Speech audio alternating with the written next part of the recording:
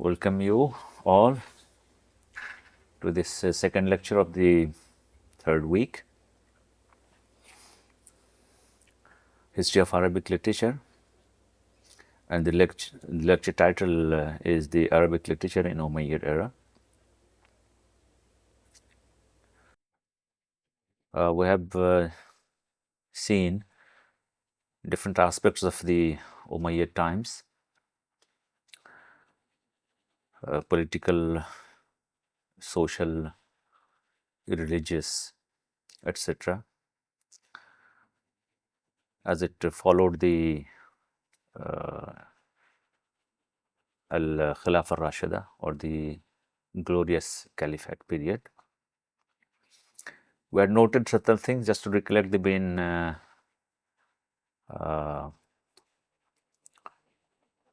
notes or significant points. It was a line of demarcation between Al-Khilafah and Al-Malikiyah. So during the Umayyad times, there was this transition from the Khilafah. In the Khilafah, there is only the Caliph, and his selection or his choice is based on something like a primary democracy, which is known as Shura. And it follows the glorious traditions of the Prophet Muhammad Sallallahu Alaihi Wasallam, where there was no pomp and vigor and the authority as usually associated with the kings, so there was no kingship. There was a greater public accountability in the domain of finances, especially in the domain of finances. And as when it comes to the implementation of the canonicals of Islam. And here the Khalifa or the Caliph was not a person above the masses in terms of authority, in terms of privileges, etc. So that was the line of demarcation. We have also seen that since it was the early transition or transitory phase between early Islamic period to the Umayyad period, so that well-known political structure, which is usually associated with the state, it was still to come. So, unlike the monetary policy, the mints, etc., the buildings, magnificent buildings, the example of which the most significant example of which is represented by the Al-Jam' al-Umawi. So these were the these were the differences between, or the points of demarcation, departure between the glorious Caliph's period, Al-Khilafah al-Rashida, Al-Khulafa al-Rashidun, and the Umayyad period. Now coming to the literary environment in the Umayyad era, we had seen that in the pre-Islamic period, the literary domain had its own culture, it had its own grandeur, and there was nothing as putting the limits or admonishments in the domain of poetry. So all the themes were permitted, were in vogue to be composed. So there was no question of permission.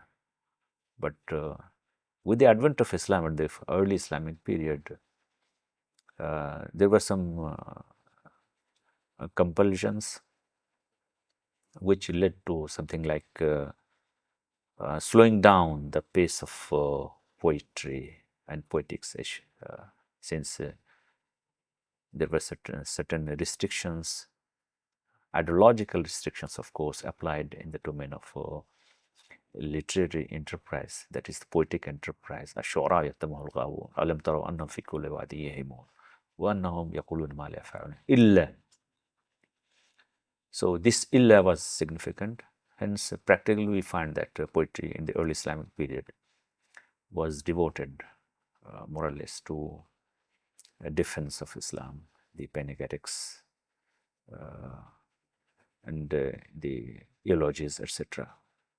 So it was a defense of the religion or the religious culture. So apart from other compulsions which would be related to the expansion of Islam, the wars that were fought, and the state of the society, how the society was in terms of stability, in terms of well-being, in terms of prosperity, in terms of leisure, because poetics, the literary discourse, enterprise needs a milieu of leisure, stability, prosperity. So when there are wars, as it is simply put, if there are wars, you can hardly have time for the poetics or for the literary enterprise, deep rooted into leisure. So we are recollecting these things because with the advent of the Umayyads, things got restored. الأمور استعادت سيرتها الأولى. يعني رأينا ما كان قد اعترى المشهد الأدبي الشعري خاصة في العصر الإسلامي الأول في سياق الدعوة الإسلامية، وبعد القيود التي فرضها الإسلام في سياق الشعر في الحقل الشعري. ولكن هذه المرحلة في الحقيقة يعني تجاوزت في العصر الأموي، حيث أننا نجد الشعراء والأدباء، الشعراء خاصة، يعيدون الأمور إلى سيرتها الأولى. So during the Umayyad times, we find that things related to literature, literary domain, poetry or poetics, prose, it just reclaimed, especially poetry, reclaimed its past legacy, past path. So here there were no hindrances as such. So everything were restored to its the past milieu and past merits, past characteristics. The literature reflected politics, faith, and social pride, because for the first time in the history of Arabia, we live finding the politics, the political structure, political parties. So if it is the Alawite party, Al-Alwiyin, Al-Zubayriyin, Atba'u Aisha, etc. And also the Al-Murji'a, Al-Khawarij, etc. Because even if these groups were are primarily categorized on theological grounds, but these theological grounds are echoed in their political concepts, political preferences, and as well as political fights that were plenty during the Umayyad times. So it reflected politics, it reflected faith. In the domain of politics, we'll be having Shu'ara al-Alawiyin, Shu'ara al-Zubayriyin, Shu'ara Aisha, or Atba'u Aisha. So, and Shu'ara al-Khawarij, especially Shu'ara al-Khawarij, because the Kharijite poetry happened to be the most, among the most important, very important political narratives, having political narratives during the political ideology and political narratives during the Umayyad times. Faith represented by the Al-Murji'a, Al-Qadariyya, and the social pride. Because now we find a paradigm shift from the Bedouin culture to the civilizational setup or the urban culture. And hence, before that, there was no fragmentation in society as such, or the concept of class as such in society, because all belong to the Bedouin class or the semi-urban class, if it can be put. If you take into account some big qura or towns, although the very concept of town, the parameters of town cannot be applied in regard to the early Islamic, pre-Islamic or the early Islamic entities. So here, but for the first time, here we have the social pride, social classes, that is the class of the rulers and the class of the rules, primarily. The rulers and the ruled, alongside the peasants, the village peoples, the countryside peoples. So here we have the social basis of pride, hence social pride, and poetry depicting all these themes. Key genres were poetry and prose. Poetry, which was pushed something like to the backbenches in specific genres during the early Islamic period.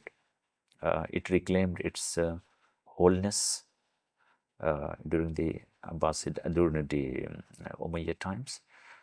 And the development of prose was a continuity, very much progressive continuity, as it was already started during the early Islamic period with the advent of Islam. Quran being in the prose, Hadith being in the prose, the Rasail, and all these other things we have during the early Islamic period due to various factors, social, religious, political, administrative, like the establishment of very institution of Diwan during the time of Hazrat Umar. So Diwan simply meant secretariat. So correspondences, registers, etc. were they were organized institutionally for the first time, and this implied the promotion of prose more and more compared to the things we had seen during the early Islamic period or the pre-Islamic period. The oral poetry and the written prose, that was the shift. So we had the oral poetry, oral traditions. Now things became codified. We have the dawaween, we have the anthologies of the poets. We'll be having some glimpses of some of them in the later slides, as well as the written prose. So the prose was written, codified, as we have the hadith literature, having the sermons of Prophet Muhammad sallallahu alaihi wasallam, speeches of Prophet Muhammad sallallahu alaihi wasallam. Besides the sermons, the speeches delivered by the Khulafa Rashidin, and which were extended in quality as well as quantity, in qualitative as well as quantitative parlances during the Umayyad times, where we have Khulafa like Al-Amir Muawiyah ibn Abi Sufyan, among others, Walid ibn Abdul Malik, Marwan ibn Abdul Malik,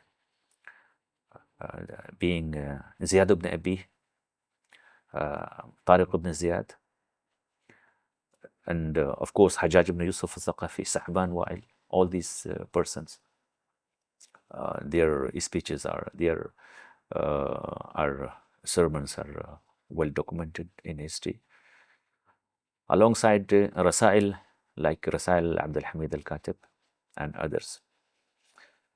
So the centers of creativity were Damascus, Basra, Kufa, Mecca, and Medina primarily. Here we don't find Baghdad. Why? Because Baghdad was byproduct of the Abbasid culture. Arabic became the language of the state as well as civilization. So language of the state was Arabic. Before that, we don't have the state. It was something like civic administration in Medina, or a primary phase of the concept of a state. But the full state, as with the ruler as king, designated as king, known as king, with authoritative powers, privileges, etc. This was something to be seen. This is something to be seen in the historical paralleles, beginning with the Umayyaid era, and also civilization. So before that, we do have some civic norms. The culture was there, but since civilization is related to the urban life, urban culture, and in the Arabic historical background, in the backdrop of the advent of Islam, we find that this civilizational impetus, basis, and impetus are associated with the Umayyad times.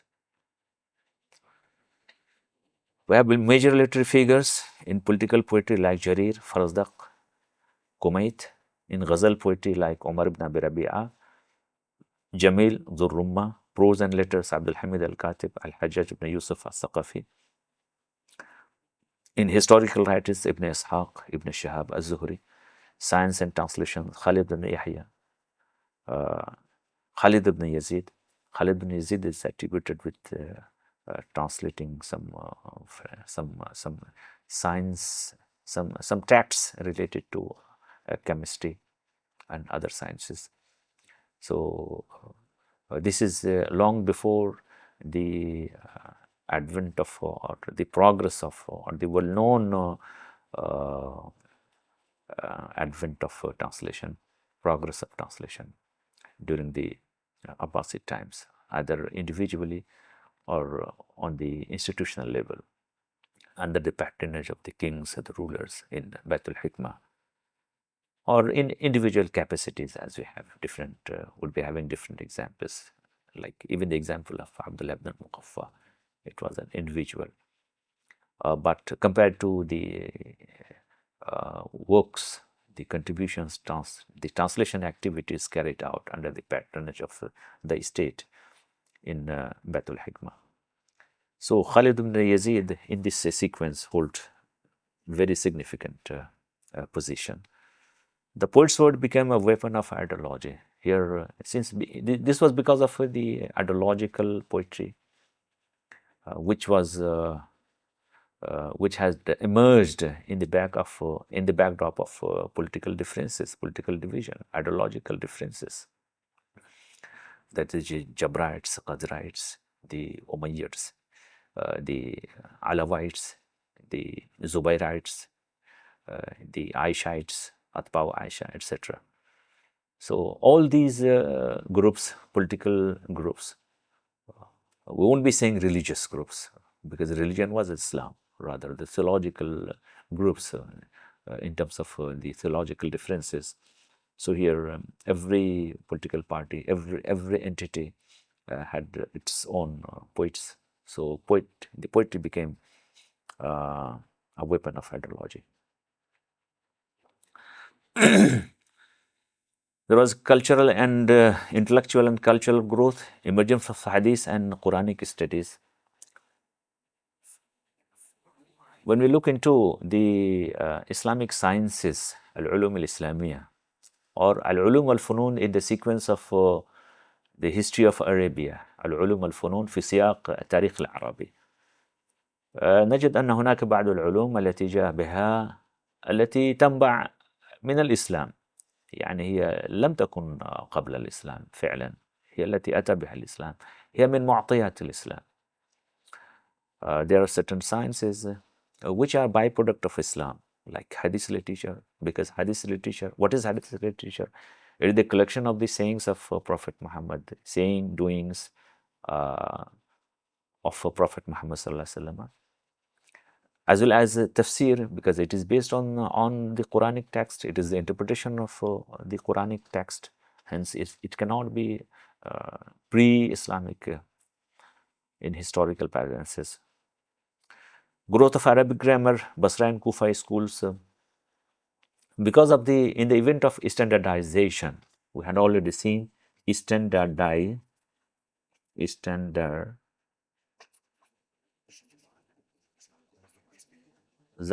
and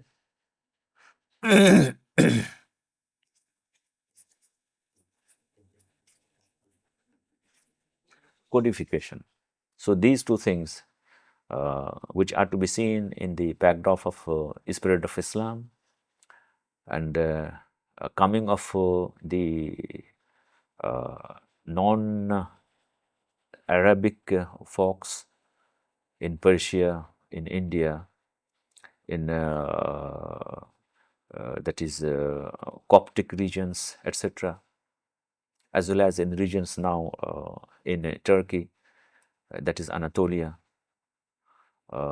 When they came within the fold of Islam, so there was something like, for the first time, we find a mixed society in terms on the language basis, in terms of linguistic identity.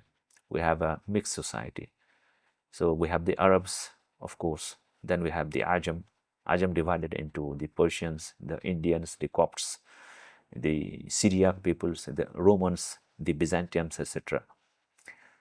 So because of this mingling, we find a facet emerging for the first time, facet of the weakness, facet that interprets the weakness, the language weakness of the Arabian society, because society was no more pure. At a later stage, it became really a cosmopolitan society during the Abbasid times, but during the Umayyad times, there were lots of mixes, minglings, cultural, linguistic, religious minglings. And that played havoc, that posed some serious questions, dangers for the standard Arabic, because standard Arabic was something very significant. It cannot be left to the vicissitudes of time that would be playing havoc with the grammar, with the morphology, because there is one aspect, as it has been pointed out, there is one aspect of the Arabic language that's associated with the canonical, with the canonics, with the ritualistics. So that is the Arabic used in relation to the Salat, etc. So any sort of corruptions or distortions in this regard would hardly be tolerated. So there were the need to codify, standardize the language, standardize the grammar. Grammar was there, it was unwritten. It was unwritten because language is based on grammar. It has the intrinsic structure of grammar. We simply infer all these structures.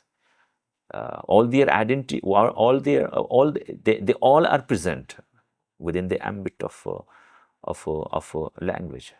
The text, the language text, stands for all these aspects, represent all these aspects. Only the difference is that it is only at a later stage that things become codified.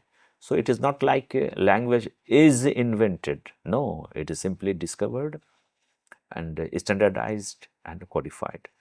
So there were Basra and Kufa schools of Arabic grammar with differences, slight differences, of course, primarily related to the differences of the language differences as different tribes, Adrani, Qahtani, as well as some other regional tribes, tribes based on regions.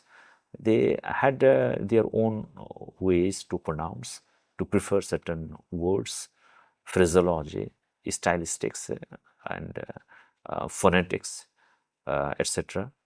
So also morphology. So because of and all these were the standard versions. So it is not like the Basra school was only the standard and Kufa school was not like that. So these are two different schools. Of course, we will be having other schools too, like the School of Andalusia, Spanish school, Andalusian school. We have the School of Maghrib of Egypt and Maghrib. So these other schools are over there. The early scientific translation and alchemical inquiry. One example is that of Khalid ibn Yazid. Integration of Arab, Greek, and Persian influences. Rise of majalis, literary gatherings, and court patronage. Court patronage. For the first time, we have a court. Before that, there was no court. During the time of Hazrat Umar, we find something like secretariat, but it was again not a court. So the idea of court was simply missing before the Umayyad times. During the Umayyad times, we have the king, we have his building, his court. Therefore, we have the court patronage, and we have many poets like Al-Akhtal al-Taghlibi was a Christian poet patronized by Al-Amir Muawiyah ibn Abi Sufyan. So they had their gatherings, literary gatherings were there. Integration of Arab, Greek, and Persian influences, because the society actually welcomed all. With the expansion of Islam, with the expansion of the state under the Umayyads, we have different. We have a society that came across different ethnicities, languages, cultures, religions, like the Persians, the Greeks, the Copts, the Syriacs, even the Indians. So it was like integration of these elements. Arabic became the vessel of civilization because it was the state language. It was the language standardized and patronized by the state. Unified language, politics, and art under one vision, because it was the Arabic as Al-Fusha, the standard Arabic, and politics as under the Umayyads, and art under one vision, because for the first time we see that the patronage of art and archaeology, as we find during the Umayyad times, it primarily rests upon the Umayyad rulers. Rest of the small phases, as we find that of the Zubayriyin or the Alawiyin during the during that time, that actually happens to be something like a margin between the proper Khulafa Rashidin period and the Umayyad period. We don't have the patronage of the arts and cultural that is contributions or cultural prominence, as we can say, due to the actual political and cultural state of affairs, where the society was primarily marked by intense war, infightings, and sectorial divide. Introduced literary prose like khutbah, rasail, sira, and maghazi. Sira was the literature related to Prophet Muhammad and his companions. Maghazi was related to the expeditions undertaken by Prophet Muhammad and as well as the caliphs. So these are related to the actual time frame that we have with the advent of Islam. It paved the way for the Abbasid Golden Age. So Abbasid Golden Age العصر الذهبي العصر العباسي. إذن هذا العصر في الحقيقة مبني يعني العصر العباسي الذهبي مبني على العصر الأموي في سياقات شتى. يعني العصر الأموي في الحقيقة مهد، قام بدور تمهيدي في سياق هذه المكانة الكبيرة التي نراها في سياق العصر العباسي.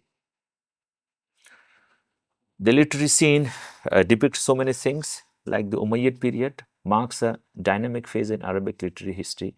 The literary scene reflected the political, social, and cultural realities of the time. The Umayyads era saw a strong revival of poetry. We have already pointed it out. So the primary hesitance or pushing into, not oblivion, rather the backbenches, or putting some restrictions on free poetry, as it went against the new cultural ideology or religious ideology because of this. But with the Umayyads, things reclaimed their past way, narrative, vigor, vitality. Major forms: poetry and prose, poetry, political poetry, love poetry, naqais, etc. Prose, oratory, epistolary, sira, and maghazi. We'll be saying that during the Umayyad times, as it has been pointed out, there is one sentence that should be kept in mind whenever we're talking about the literary enterprise, vigor and vitality and development during the Umayyad times.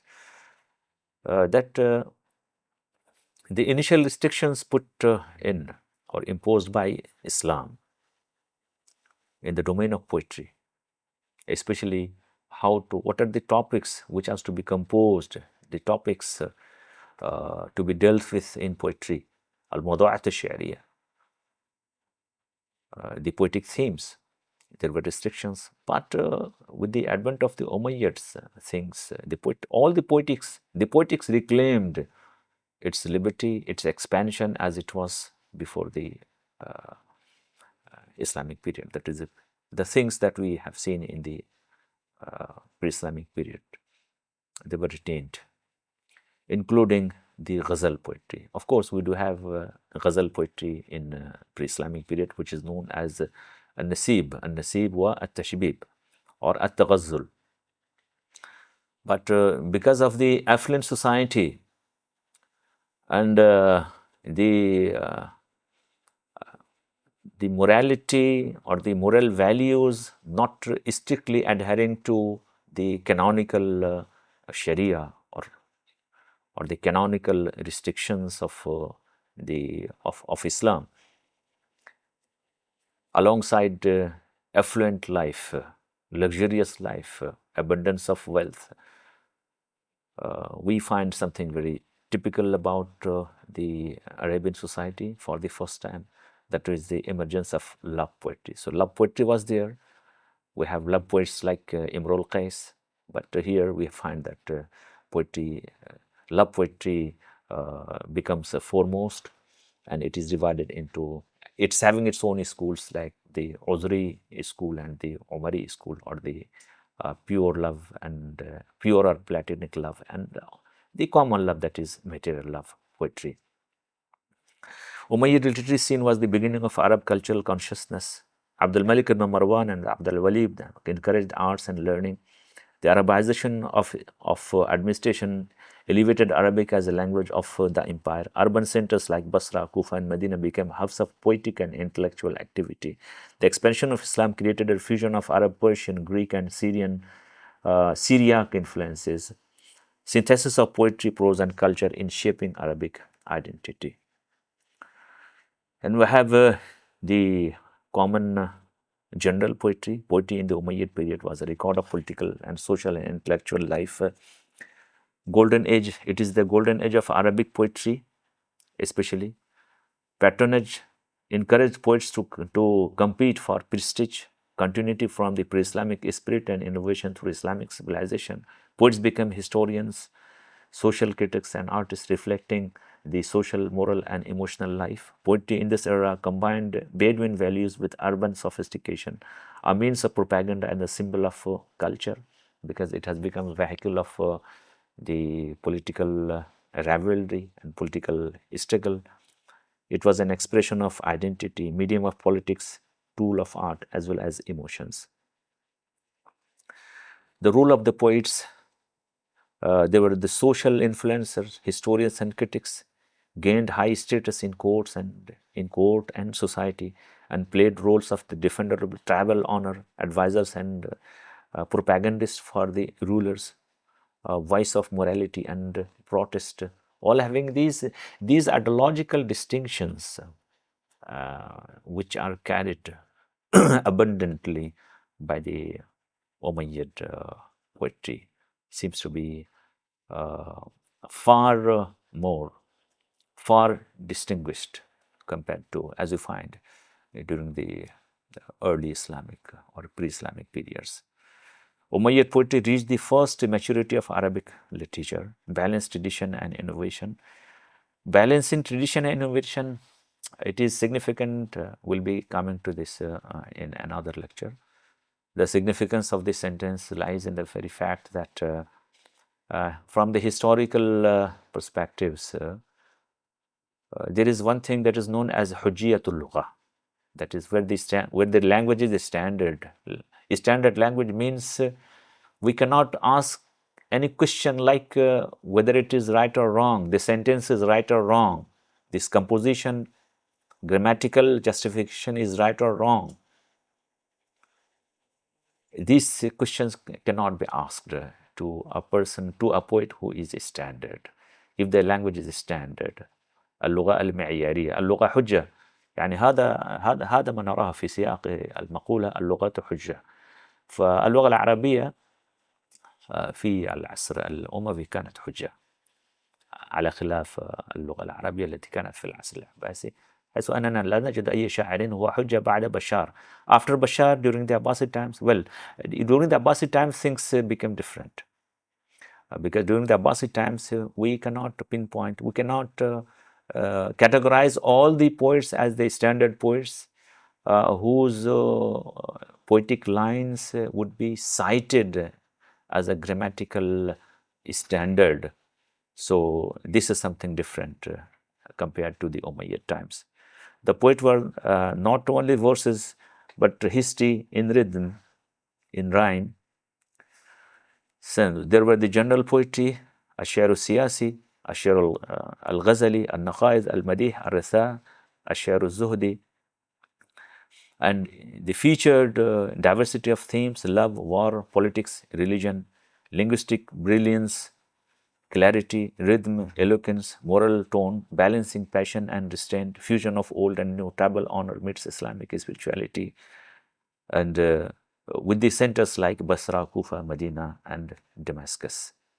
Prominent poets included Jarir in satire, Al-Farazdaq in tribal pride, moral strength, Akhtal in courtly panegyrics, Umar ibn Abi Rabi'a in urban love, Al-Kumayt al-Asadi in Shiite protest, that is the ideological poetry, Layla al-Akhliya, when poetry comes to be identified with emotional and intellectual outburst or expression. As of language and style, it was the classical qasida form. There was no derivation, division or being torn apart of the path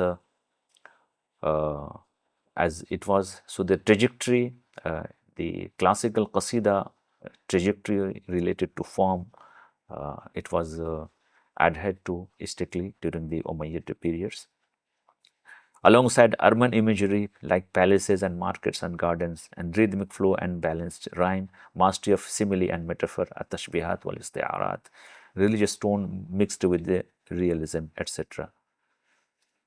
Then we have the shi'r al-naqais with all these aspects. Major poets of naqais: Jarir, Farazdaq, Akhtal. Literary techniques: use of balanced structure, same rhythm and rhythm throughout, heavy reliance on hyperbole, mubalagha, and sarcasm, sukhriya, use of Quranic allusions to student argument, integration of genealogical preferences, ansab, references and preferences, that is ansab, to prove tribal superiority, linguistic mastery, precision, rhythm and brevity, emotional intensity, mixing pride, humor and mockery, etc. So, in the poetic themes, we have Al-Fakhr al-Qabali, Al-Hija, with the examples we'll be seeing. And in Al-Ghazal, that is the love poetry, that is Al-Ghazal. Types of Ghazal, that is the Uzraite school and the Umarite school, that is the common love and as well as the platonic love or pure love. In the pure love, all the material oscillations we have, which are related to the material aspect of the existence, they are no more glorified in the domain of poetry. So it is the pure love, where the lover loves the spirit of the beloved. Say, Jamil bin Ma'mar was the great protagonist of this Jamil Busaina, who is known as Jamil Busaina, Qais ibn Darih, Qais ibn al-Mulawwah, compared to the Umarite school or the expletive love focused on urban realistic love, where description of women and amorous things are abundantly present. And Umar ibn Rabi'a was the greatest protagonist of this. Then we have Ashiru Siyasi, that is political poetry. In the political poetry domain, we have the Umayyads like Jarir, Farazdaq, Al-Akhtal. We have the Shiite poets like Al-Kumayt Al-Asadi, As-Sayyid Al-Himyari. And we have the Kharijites like Qatri ibn al-Fuja'a, Imran ibn Hittan, and others. We have a large number of poets in this regard, like Jarir, Farazdaq, Akhtal, Dhurumma, أبو الشمقمق، حاج بن ظبيان المازني، البلتع العنبري، النابغة، الشيباني، نهار بن توسعة، عمرو بن لجأ التميمي، الأحوص، الحكم بن عبد the political poets, the Ghazal poetry, عمر بن أبي ربيعة، ليلى الخيدية، كثير عزة، الأحوص، العراجي، الصعاليك. We also have Sa'alik during the early Islamic as well as the Umayyad times. Malik ibn Raib, Shazaz al-Tabbi, Abu Nashnash al-Nashali, al-Darimi al-Tamimi, al-Qattal al-Kilabi, Ubaid ibn Ayyub al-Ambari. They are the Sa'alik poets during the. Then we have the poetry of Zuhud, Zuhud poetry, eulogizing or praising the meanings of morality, shunning this worldliness or the material luxuries in society, in this world. Something like paving the way for the spiritual poetry that we have during the Sufi poetry that we'll be having after some time. Then, of course, we will be having Shura al-Lahab wal-Mujun, Ibn Mayyada, Yazid ibn Muawiyah, Al-Walid ibn Yazid, Abu al-Hindi, Shura al-Tabi'a, Durrumma, Al-Ra'i, Al-Numayri, Al-Quhif, Al-Uqayli, Shura al-Rajz, Al-Ajjaj, Ruba ibn al-Ajjaj, Abu Nukhayla al-Rajiz, Abu Najm al-Ijli, among others, Al-Husayn ibn Ali, Al-Fadl al-Lahabi, Abbas ibn Firnas, of course, from Spain. Why from Spain? Because the early Spanish period was primarily an extension of the Umayyad period. The entire Umayyad period, the entire Spanish period was an expansion of the Umayyad period, but especially this is true in regard to the early phase. So these are the other poets. So this is with this we conclude this lecture about the development of poetry and poetic genres during the Umayyad period. Thank you very much.